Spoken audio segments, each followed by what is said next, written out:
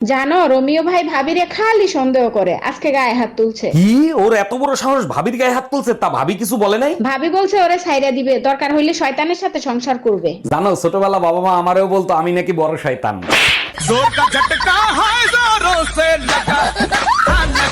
শুনো, তুমি আমাকে ভুলে যাও, আমি আরেকটা ছেলেকে ভালোবাসি আর সিদ্ধান্ত নিচ্ছি তাকেই আমি বিয়ে করব। বিয়ের পরে তুই হানিমুনে যা, 4-5টা বাচ্চা নেই, আমার কোনো সমস্যা নাই, কারণ আমার তো কোনো গার্লফ্রেন্ডই নেই, এটা রং নাম্বার ছিল।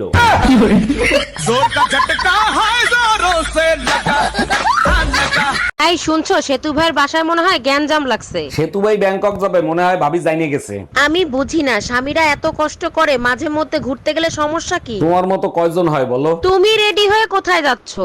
আমার সাথেই তো সেতু ভাই ব্যাংকক যাবে।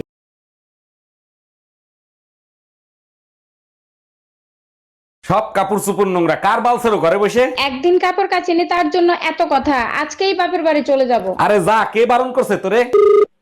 হ্যালো মা, তোমার জামাইয়ের সাথে ঝগড়া হয়েছে, 6 মাসের জন্য তোমাদের কাছে আসতেছি। অন্যায় করছে জামাই, সাজা দিবি জামাই রে, আমাদের দিবি কেন?